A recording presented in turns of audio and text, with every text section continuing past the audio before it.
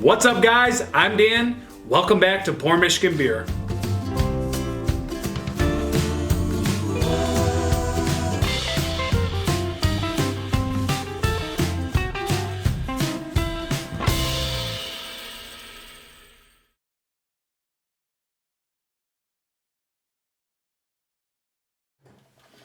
Oh man, we're diving in deep with this one, guys.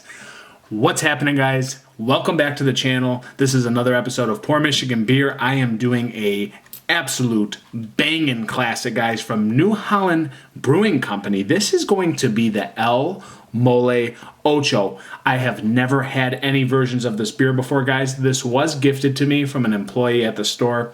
He's a craft beer lover like me. He's much older than I am, guys, and he had this, I think, in his fridge. So, disclaimer, I don't know how this was stored. I didn't really get after him about that. I appreciated the beer, and that was that. This is a vintage 2012, though. So, guys, this is very, very old. This is literally going on 8-9 years. What are we? 13, 14, 15, 16, 17, 18, 19, 20, 21. So this is about 9 years old, guys. Again, don't know how it was aged or how it was stored. But this is 9.79% ABV. One other issue with this, guys, is I never had these beers, so I don't really know what they tasted like fresh. I think it's going to be fun to break this down with this much age on it, guys. This will be officially the oldest beer I've ever tasted, and I'm here to review it with you guys. This is still cold. I was trying to let it warm up, but it's just not coming down to temp, guys. It's been freezing. I think it was in the garage for quite some time, so it's freezing cold outside. I mean, literally like 15 degrees, so these beers are ice cold. But I let this sit out an hour, it's still just not there, guys. And I'm going to rush the review. But on the back, real quick, our exploration into the flavors of mole, the legendary sauce of central Mexico. By the way, guys, I love mole. I've had homemade mole from a very good source, let's put it that way, at the store, so they know what they're doing. I've had fantastic mole in my life. Malty aroma and rich, cocoa-laden body laced with an invigorating tinge of dried chilies and coffee, pairings with poultry, red meat, and dark chocolate, guys. So awesome. Foil over the top. It's officially about to go down, guys. Let's crack it open. Wow. Still had some carb to it. That's fantastic. I'm really excited, guys. I don't know. I haven't had a beer this old before. It's going to be crazy. And just real quick, it could degrade the beer. I don't know that this actually will be fitting for this beer. Could be a bad thing letting it age like that. The pour, really, guys, is a off-tannish, caramely brown honey. And in the glass, let's go over here. You guys can't see it. It's almost like a ruby honey caramel color. It's kind of strange, actually. I did not expect that coming out of the top there. The head, pretty much non-existent. You have a little outer ring, guys, not even a layer through the middle. It's gone, bubbling, and still looks zingy. I mean, it looks like there's definitely some carbs still floating to the top, even being 9 years old, guys. It looks not impressive, but not impressive. Let's go to an aroma.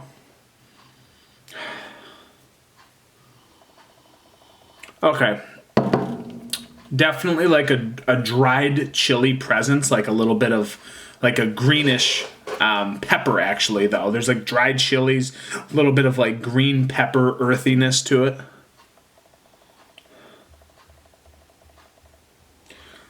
Caramelized sugar kind of vibes. It actually doesn't smell that sweet, but it has a more of a drier, earthy tone to it.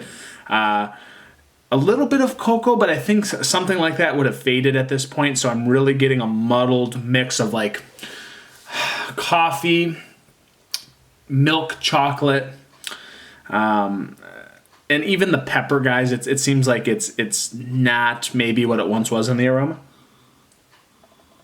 It smells like there's literally just some caramel, toffee, char to it, guys. It just smells kind of muddled and not that exciting, to be quite honest. But let's go in, guys. This is the El Mole Ocho, 9 years aged. Let's check it out.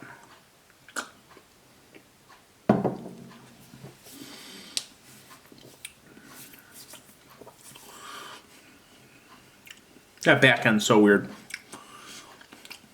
Kind of like metallic-y, like metal-y. I don't know why. It's in a bottle. That's kind of strange.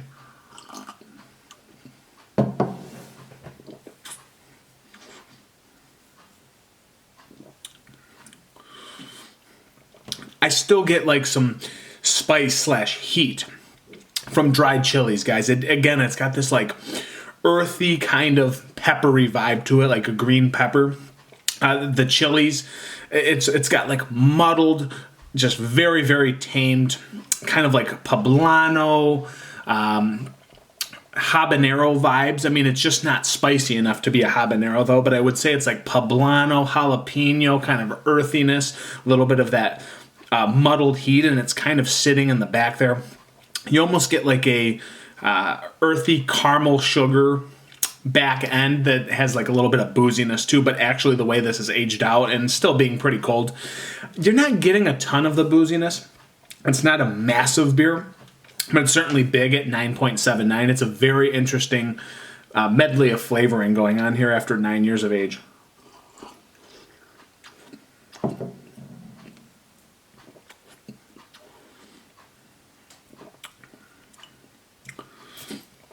Yeah, so it makes it boring. Like the way that this is probably aged, guys, it has actually gotten rid of those other factors / adjuncts. Coffee it's almost like a watered down. Like I've actually had like a Keurig pod before where I've reused it. Call me bougie, whatever. I've reused a pod of Keurig coffee, and it has that quality in this. Like it's water, mostly water with a tinge of coffee. Very unappealing, to be honest, but again, I'm getting back to this earthy kind of quality, peppery vibe. It's actually got like a almost peppercorn, like reminiscent of what coffee used to be years ago in this, but now it's like a peppery, kind of like watered down coffee vibe that's bringing those tones, guys. Again, caramelized kind of sugar and cocoa, maybe contributing to that weird back end that I can't really decipher. You're getting a little bit of that boozy, like probably muddled cocoa on the back end, guys. Chocolates have come and gone as well, I think, again, contributing to that strange back end. I thought this would be sweeter, maybe some dark fruits, just a dash of it, but really nothing to show for it after this much age, guys.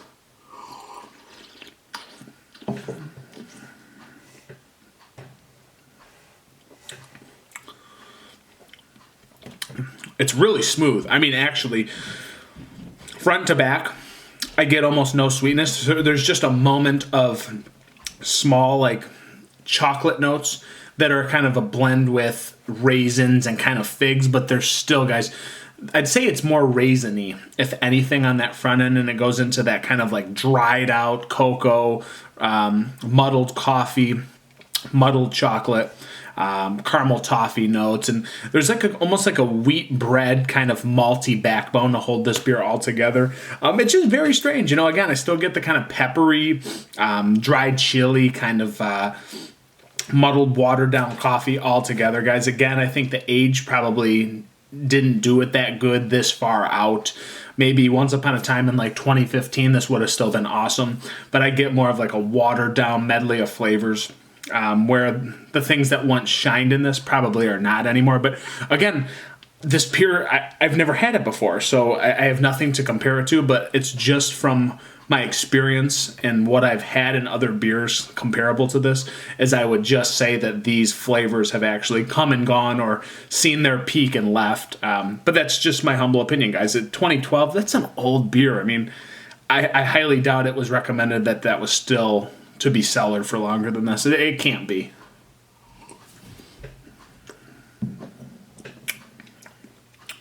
Still that peppery vibe in the back. That's holding on. Little zing, little spice. Still hanging on in the back. That's interesting that it held on that long.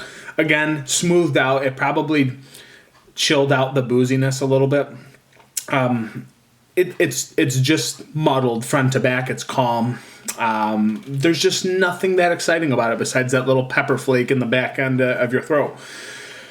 Was this good once upon a time? Yes, guys, I'd probably say it was. But hey, this was a fun review. We checked out a 9-year-old beer. I've never done that before, and it's put that one in my file for the first time I've ever done it. This has been, guys, the El Mole Ocho. If we had to rate it based on where it is, I'd probably go like a 3.65 out of 5 at best. Just respecting the game for a high gravity beer, guys. But at that point, this shouldn't really even be rated, so it's not fair to be rated at this point in time. It's past its prime. Don't know how it was stored. It was just given to me. It was a fun review, guys. And if you made it all the way to the last little bit here of the video, I appreciate you for actually listening this long. And secondly, if you do me a big favor, guys, hit that subscribe button. Really helps the channel out, and it lets my kind of content reach other people, and that's my goal, to get it out there, guys. So this has been another episode of Pour Michigan Beer. I appreciate you guys joining me tonight. I'm over now. Cheers.